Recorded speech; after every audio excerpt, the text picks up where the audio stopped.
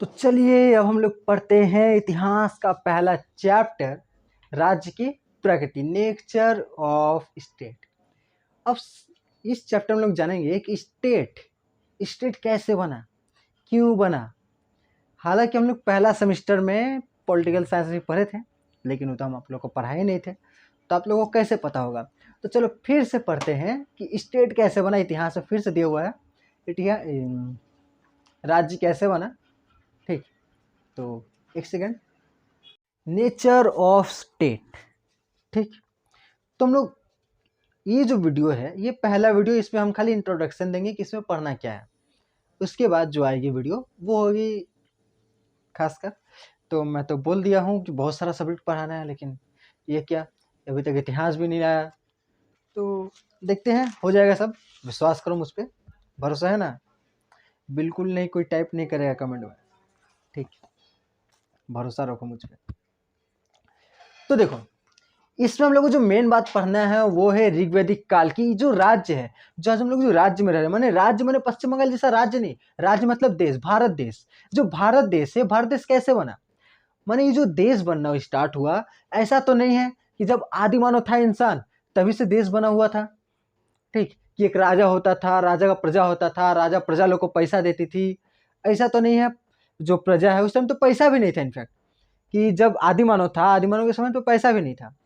तो इतिहासकार लोग पागल, ये लोग सवाल पूछ रहा है कि ये लोग को शांति से जीना नहीं है ना, ये लोग का शांति से जिएगा ना हम लोग को शांति से जीने देगा।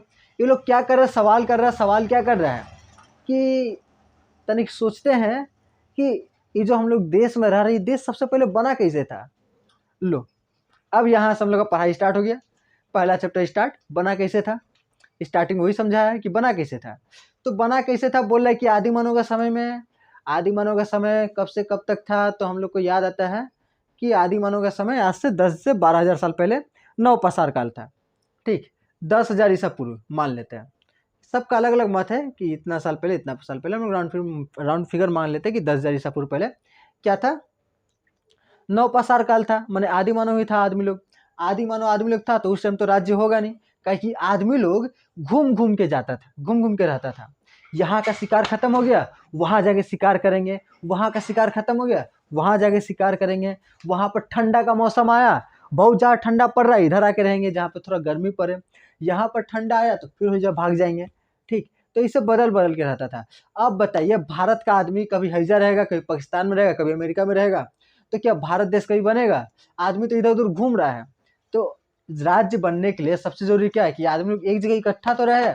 तो इतिहासकार लोग बोला कि नहीं, 10,000 ईसा पूर्व पहले राज्य नहीं बना था। ठीक, फिर बोला कि उसके बाद कौन सा समय आया था, उसके बाद कौन सा समय आया था, इसके बाद आया था हड़प्पा सभ्यता। ठीक, इसके बाद कौन सा समय आया था, हड़प्पा सभ्यता। हड़प्पा सभ्यता कब आया था, आज से 2,500 ईसा पूर्व, मैंने 4,000 साल पहले, मैंने वही 4-5 हज़ार साल पहले। ठीक, हड़प्पा सभ्यता ये है आप लोग का 2,500 ईसा पूर्व। 2,500 ईसा पूर्व मतलब कि आज से वही 4,500 साल पहले, 4,500 साल पहले। अभी लोग बोल रहा है कि हड़प्पा सभ्यता से मान सकते हैं कि देश का आविष्कार हो गया था, देश बन चुका था। तो फिर इतिहास का लोग सोच रहे कि इस समय का हुआ था, देखना पड़ेगा इस समय का हुआ था। तो लोग बोल रहे हैं कि इस समय आदमी खेती करना तो सीख गया था।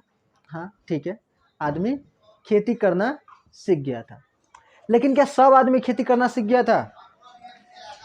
तो अब ऐसा तो नहीं हो सकता कि सब आदमी खेती कर रहा हो। अब पहले क्या करता था कि आदमी लोग क्या कर रहा है, घूम घूम के खा रहा है, घूम घूम के शिकार कर रहा है। अचानक से तो सब खेती नहीं करने लग जाएगा, कुछ आदमी लोग ही खेती करता था। अच्छा, ये लोग बोला कि अच्छा ठीक है, कुछ आदमी लोग खेती करता था। तो कुछ आदमी लोग क्या करता था, कुछ आदमी लोग पशुपालन करता था, पशुओं को पालता था। फिर बहुत सारा मटका उटका बनाने का भी था, हड़प्पा सभ्यता में घर वर भी बनाया जाता था, ये सारा भी काम था। वो लोग रुक के रहना स्टार्ट हो गया था। ऐसा हम लोग को कैसे पता चला, तो लोग बोल रहे कि सब तो हम लोग जमीन कोड़े उसके बाद पता चला ना। कोई लिखा हुआ तो लिखित तो है नहीं कि इस समय राज्य था। उधर से एगो मनहूस आके बोल रहा है, एगो बोल रहा है कि हड़प्पा सभ्यता में घर वर तो मिला है, बड़ा बड़ा घर भी मिला है। बड़ा घर किसका हो सकता है, तो लोग अनुमान लगा लिया बड़ा घर राजा को होगा। और किसका होगा बड़ा घर, मनहूस इतिहासकार आके बोल रहा है कि नहीं, तुम हड़प्पा सभ्यता में लिखा गया है कुछ कुछ तो लिखा गया है नहीं, तुम कैसे बोल सकता है कि यहाँ पर इसी समय से तुम्हारा राज्य स्टार्ट हुआ। तब ये बोल रहा कि पक्का सबूत तो नहीं है मेरे पास। ये बोल रहा कि लिखा तो गया है, लिखा नहीं गया है। तो मनहूसो बोला अरे लिखा तो गया है, पढ़ पाया है तुम, नहीं ना पढ़ पाया है। तो हड़प्पा सभ्यता का सही बात है, इस समय का लिखा हुआ मिला हुआ है कि मिट्टी का कुछ सूखा हुआ पत्थर उत्थर था, मिट्टी पे लिख के उसको सुखा दिया जाता था, तो वैसा लिखा हुआ मिला है। लेकिन कागज वागज पे तो लिखा हुआ नहीं मिला है, तो लिखा हुआ तो मिला है। अब जैसे 2 साल का बच्चा को लिखने बोलिएगा तो लोग कैसे लिखेगा, गोल गोल घुमा देगा, बोला लिख दिए, का लिखा उसी को नहीं पता। वैसे वो लोग लिखा है, हड़प्पा सभ्यता का आदमी लोग भी का पता का लिख के गया है, पढ़े नहीं पाए हैं। तो मनहूस इतिहासकार जो बोल रहा सही है बोल रहा, का बोल रहा है कि लिखा तो गया है लेकिन पढ़िए नहीं पा रहे हैं, तो कैसे बोल सकते हैं कि पढ़ाई इस समय राज्य था। जब तक पक्का सबूत नहीं है तब तक तो नहीं लिख सकते हैं। आप लोग किताब में तो नहीं ना दिया जा सकता कि हाँ हड़प्पा सभ्यता से ही राज्य स्टार्ट हुआ, पक्का सबूत नहीं मिला है। इसीलिए इतिहासकार बोले कि राज्य का स्टार्ट यहाँ से भी नहीं हुआ, हड़प्पा सभ्यता से भी नहीं हुआ। इसके बाद और आगे चलते हैं, इसके बाद कौन सा समय आया, इसके बाद आया, सही बोले आप लोग, कौन सा समय, वैदिक काल। कौन सा समय आया, वैदिक काल। वैदिक काल को भी 2 भागों में बांटा गया ना, एगो बाद वाला वैदिक काल, एगो पहले वाला वैदिक काल। ठीक, तो वैदिक काल स्टार्ट हुआ था आज से 1500 ईसा पूर्व, हम लोग मान लेते हैं। मानना क्या है, माने यही है, थोड़ा सा आगे पीछे होता है। कोई मानता है 16 साल, कोई मानता है 1700 साल ईसा पूर्व, कोई 1300 ईसा पूर्व, तो इसी करके मानता है हम लोग, तो राउंड फिगर 1500 ईसा पूर्व। ठीक, तो 1500 ईसा पूर्व वैदिक काल, जो अर्ली वैदिक काल है, प्रारंभिक वैदिक काल है। अच्छा, जो इंग्लिश मीडियम स्टूडेंट है उन लोगों को समझने में तो कोई दिक्कत नहीं है। इंग्लिश मीडियम देखो, मैं इंग्लिश में बोल नहीं पाऊंगा, मैं भी हिंदी मीडियम का स्टूडेंट हूँ और अंग्रेजी मैंने सीखी नहीं अच्छे से, तो मैं तो बोल नहीं पाऊंगा। मैं इतना कर सकता हूँ कि आंसर प्रोवाइड करा सकता हूँ अंग्रेजी में। मैं यहाँ पर अंग्रेजी का कुछ शब्द लिख सकता हूँ, जैसे नेचर ऑफ स्टेट, लेकिन मैं अंग्रेजी में पढ़ा नहीं सकता। तो आप लोग समझ लीजिए, हिंदी में तो हिंदी तो आती ही होगी, तो हिंदी समझ लीजिए। आप लोग कैसे अंग्रेजी में लिखेगा आप लोग लिख लीजिएगा, बचपन से तो लिखते आ रहे हैं, फिर से लिख लीजिएगा। वैदिक काल, वैदिक काल कब से कब तक था, 1500 ईसा पूर्व पहले। तो बोल रहा है कि ठीक है 1500 ईसा पूर्व पहले था, इस समय का तो लिखा हुआ भी माना गया है, लिखा हुआ भी माना गया है। लेकिन फिर से लेकिन आ गया, ये सब बार बार लेकिन आ जा रहा है। अब बोलिए, आप लोग अब बोलिए, सीधा सीधा बोलिए कि कब से स्टार्ट हुआ ही बताइए ना आप, लेकिन काहे ला रहे हैं। बोल रहा अच्छा, तो बोला रहे सब जब तक पूरा नहीं बताएंगे तब तक कैसे पता चलेगा। ठीक है बताइए, आप बताइए। तो ये बता रहा है कि लेकिन वैदिक काल में क्या था, तो बोल रहे कि जन था। अभी जन का होता है रे बाबा, ये जॉन टक की हो, तो जॉन, जॉन मने छोटो मोटो आदमी, जॉन मने मने मान लो एखाने का रह रहा है, 20 गो परिवार रह रहा है कोई जगह पे, 20 गो परिवार रह रहा है एक साथ, खेती बाड़ी कर रहा है, रह रहा है आराम से, पशुपालन भी कर रहा है, एक दूसरे का हेल्प भी कर रहा है। तो ये लोग को कहा जाएगा जन। ठीक, कि किसी जगह पर कुछ परिवार रह रहा है। अब अगर ऐसी करके बहुत ज़्यादा परिवार हो जाएगा, या हम मान लेते 100-200 परिवार हो जाएगा, तो हम लोग क्या बोलेंगे कि क्या हो गया, जनपद। ठीक, क्या हो गया, जनपद, कि आपस में मिलकर रह रहा है, जनपद। अगर ये और बड़ा हो जाएगा, इसमें 5000 10,000 परिवार आ जाएगा, तो ये हो जाएगा महाजनपद। कौन सा जनपद, महाजनपद। तो लोग बोल रहा है कि वैदिक काल में तो हम लोग को जनपद तक जानकारी मिलता है नू, महाजनपद तो नहीं मिलता है। महाजनपद ही मिलता है, 16 गो महाजनपद का जिक्र है, लेकिन वो वैदिक काल में ही है। उसके बाद मौर्य काल आ जाता है, तो बोले कि सब महाजनपद का जिक्र है, लेकिन फिर से लेकिन ला दिया बाबा। अब क्या बचा है, बोल रहा है लेकिन वैदिक काल में भी बहुत सारा आदमी लोग था जो कि घूम घूम के रहता था, और वैदिक काल में भी अभी भी पूरा तरीका से राज्य नहीं बना था, जन था, जनपद था, महाजनपद था, माने आदमी अभी इतना ज़्यादा नहीं है कि एक पूरा का पूरा राज्य बना सके। बोला अच्छा, तो हम लोग इसको क्या कहेंगे? आदमी लोग तो मिल के रह रहा है ना, ये सब इतना आदमी लोग रह रहा है तो कोई एगो ताकतवर आदमी भी होगा जो इन लोग का ऊपर राज करे। तो यही तो एगो राज्य हो गया कि कोई एक जगह पर बहुत सारे परिवार रह रहा है। जैसे हम लोग अपना गांव, अपना शहर वर का मान लेते हैं अपना, कि एगो मुखिया है जो सब पे राज करता है, ठीक। यहाँ पे 1000-5000 परिवार है, एगो मुखिया सब पे राज कर रहा है। तो उस टाइम का ये जो आज का जो मुखिया है, उस टाइम का क्या होता था? राजा होता था। तो आप बोलिएगा कि राज्य बन तो गया, अब 20 परिवार रह रहा है, 100 परिवार रह रहा है, 100 परिवार में एगो एगो आदमी मुखिया है, ठीक है तो वही राजा हो गया, इसी को मान लेते राजा। लेकिन वो राजा नहीं था मेरे दोस्त। वो क्या होता था, जो सबसे उम्रदार आदमी होता था वो होता था सबका मुखिया, ठीक। और तो यही सब था। तो मेनली बात बोल रहा है किताब में कि देखो ये जो है क्या है, वैदिक काल जो है, अर्ली वैदिक काल और उसके बाद का वैदिक काल, उत्तर वैदिक काल। अर्ली ही आता है हमको अंग्रेजी में बोलने, उत्तर वैदिक काल को क्या बोलेंगे? पोस्ट वैदिक पीरियड, वैदिक पीरियड। तो बाद का जो वैदिक काल है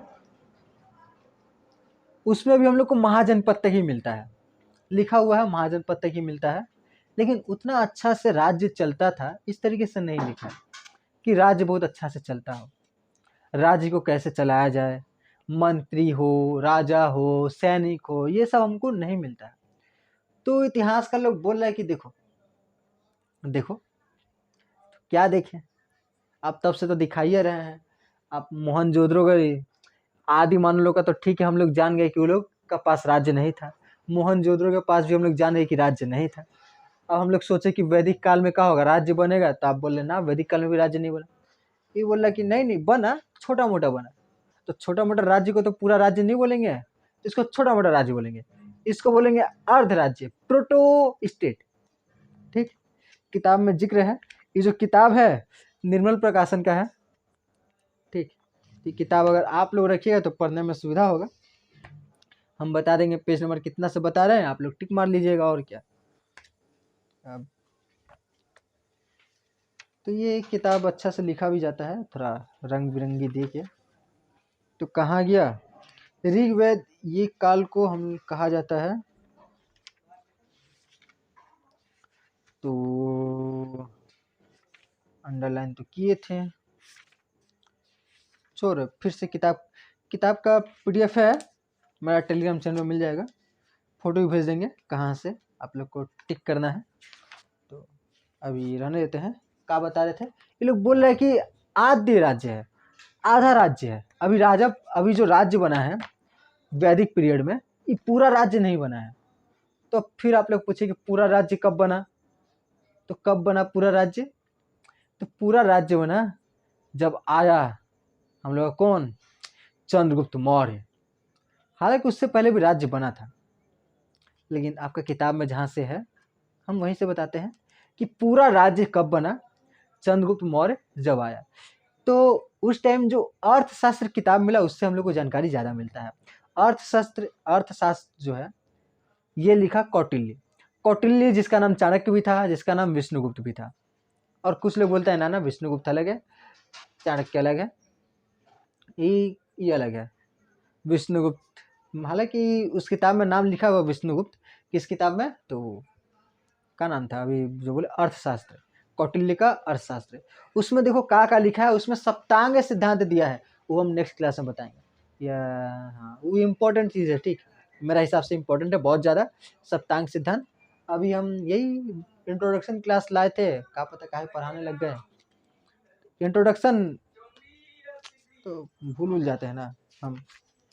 देखो राज्य जो आया हम लोग बोल सकते हैं कि मौर्य काल से आया, काहे कि जो राज्य चलाने के लिए चाहिए, प्रजा चाहिए, निश्चित जगह चाहिए, मंत्रिमंडल चाहिए, राजा चाहिए, सेना चाहिए, सब कुछ सारा अंग हम लोग को, न्याय व्यवस्था चाहिए, सारा अंग हम लोग को अच्छा से देखने को मिलता है मौर्य काल से।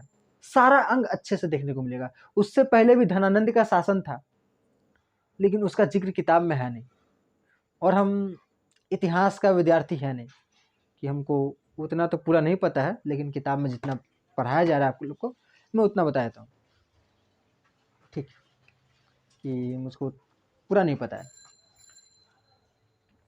तो आप लोग मान सकते हैं कि जो पूरा राज्य बना मौर्य काल से बना, और यहाँ पर जो सप्तांग सिद्धांत अगला क्लास में बताएंगे, या फिर यही क्लास में बता देते हैं कि एक राज्य को, छोड़ो अगला क्लास में बताएंगे, ठीक है।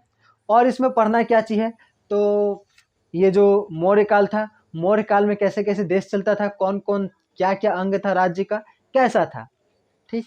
मौर्य काल के बाद हम लोग को पढ़ना है दिल्ली सल्तनत। दिल्ली सल्तनत बात करता है तुम्हारा 1200 ईस्वी का, आज से 800 साल पहले दिल्ली सल्तनत।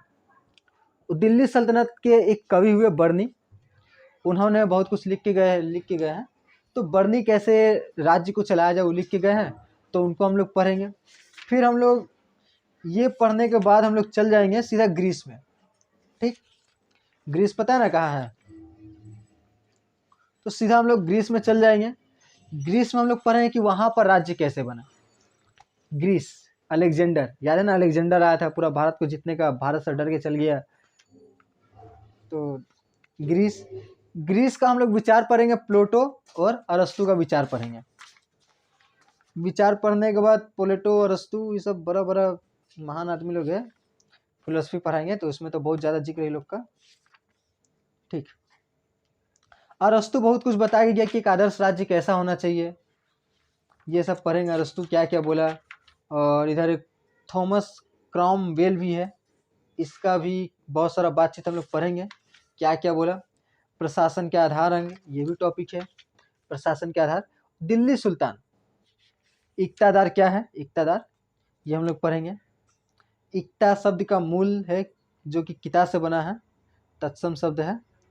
इक्ता मतलब भाग, वो लोग क्या करता था कि सब जगह को भाग कर दिया। एक बड़ा सा राज्य है तो बड़ा सा देश है, जिससे हम लोग को भारत देश है। भारत देश, अब मोदी चाचा पूरा देश को चला पाएंगे, नहीं चला पाएंगे, तो क्या किए, सबको राज्य में बांट दिए।